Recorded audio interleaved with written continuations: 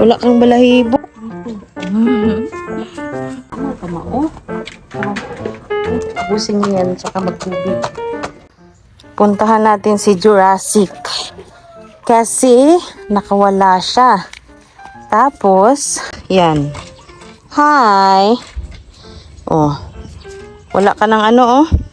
Come here. Dali, magsunod ka. Wala kang balahibo. Ano ba yan? Hindi, halika dito.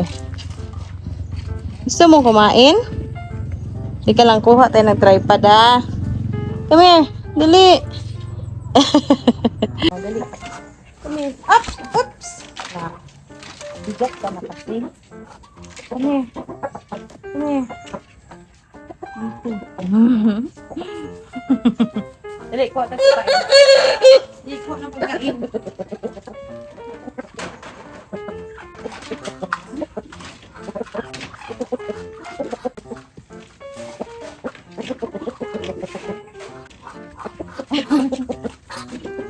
Wait lang, ito lang.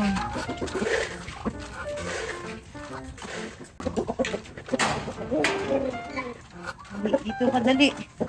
Dali.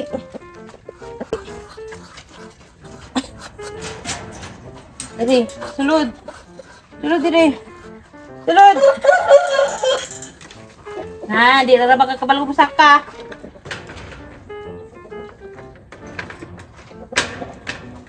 Okay, up, up, up! Saan ka na?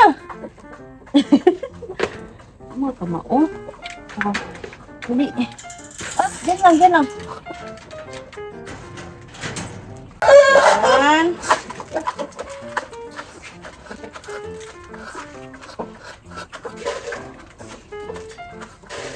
Okay.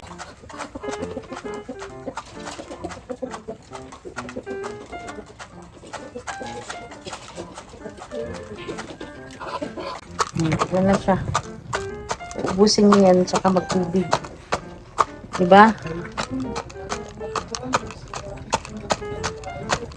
Oh, nag-violet na yung ulo niya. Kasi ayaw magtubig. Pabibidaukan yan, saka yan iinom. Oh. Inom. Ayaw pa din. Tapos si Raptor. Na makulit! Makulit ka, Raptor. Diba? Oh, wag kang mangano ha. Wag kang mangagat. Sinasabi ko sa'yo. Tapos, lagyan natin to ng tubig para meron na agad bukas. Pero lang, konti na lang yung manok namin eh. So, hindi kami mahirapan na magpakain.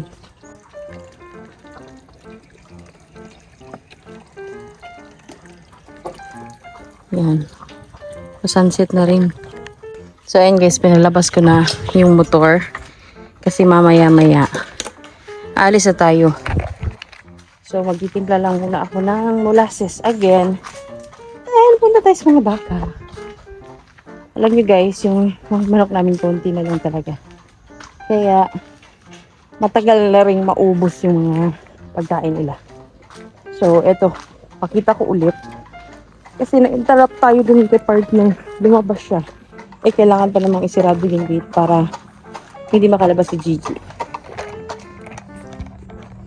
So, bali ayan. Ito yung isa. Si Jurassic. Wala na yung kaligo-ligo, kalabas-labas. Makakalabas na lang yan siya kung nakakalabas siya. Kasi kung minsan, na-remove yung last na tray. Or yan, anong tawag dyan? Parang dog mat. Tapos dun siya dumadaan. So, ganun na lang yung time na nakakalabas siya. Tapos may isang lalaking pato, may dalawang babae naman dito. Sa mga manok naman, again is eto na lang. O, diba? Kita nyo yung mga pagkainan. Wala na talagang mga kaayos-ayos. Pero anyway, ayan na si isa nating alagang babae. So, dalawa na lang pala yung babae namin dito. Tapos, 4 na lalaki. Tapos, eto naman yung isa. Ano? Hindi ka makita eh. Ayan. Ayan, nabilaukan ka pa talaga. Or sinisipon ka na rin. Ano, magsabi ka at nang mailibing ka na rin. Ayan, yung mata niya talagang medyo maluha-luha rin siguro talaga. Yan, malito rin kasi ito. So anyway, ayan, ito yung kanina, si Raptor. Tingnan nyo yung mata. Napakakulit kasi nito. Actually, hindi siya makulit to the point na nangungulit. Ang kulit niya ay ang pangangagat. Tinatawag niya kunwari yung isang manok dito na nakakagala. Ayun o. Diyan sa amin. Na-frustrate kasi talaga kami kasi once nung nagkaroon na ng mga yung manok na panabong dito malapit sa amin.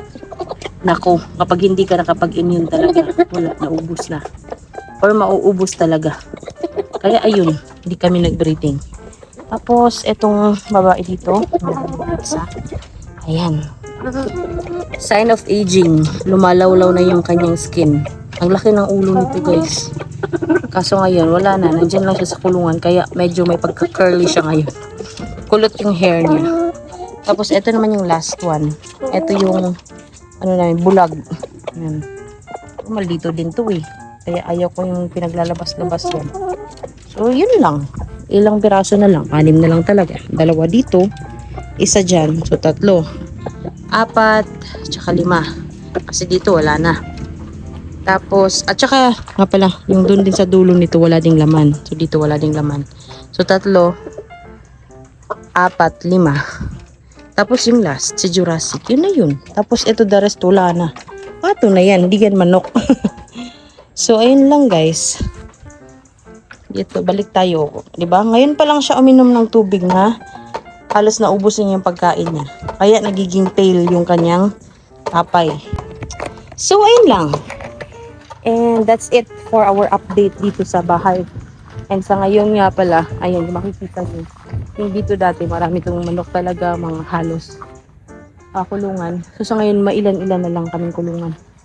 Against the light ata. Ayan. So, yun na lang. Tapos yung mga titi namin, andito pala oh. Ayan, meron tayong guest for today's video. Si Mami. Mami, how are you, Mami? Buntis yan. Bakit andito ka? Buntis yan. So anyway, yung mga tipi namin, ayan. Ayan. Diba, ang dami talagang literal na nawala sa mga alaga namin. So, hindi naman kami sad. Kasi nangyayari talaga yung ganun. Ano ang kinakain mo rin? Ay, leftover yan. So, ayan. Ayan nga pala dito dati, ang daming azola, diba dyan? Sa ngayon, wala na. Tapos, may mga nagtayo na ng building dun sa likod na part ng lote namin. So, ganun lang. And, sa ngayon, mas totally focus kami sa baka talaga. Kasi, alam naman natin, hindi sila ganun kasakitin. I mean, walang mga, alam niyo yung mga flu or yung mga virus talaga. Ganun. Hindi kasi tulad sa manok may mga virus, diba? Tapos sa pag-aalaga ng baboy, meron din. So, it's better para sa amin sa ngayon is yung pag-aalaga ng kambing tsaka ng baka. So, ayun lang po ang ating munting update.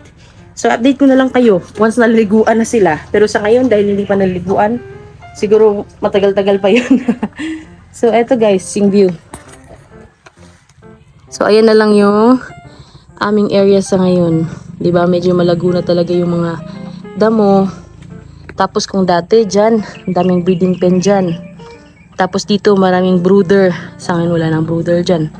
So, yun na lang. Bali-anim na lang talaga. And, so far, so good naman.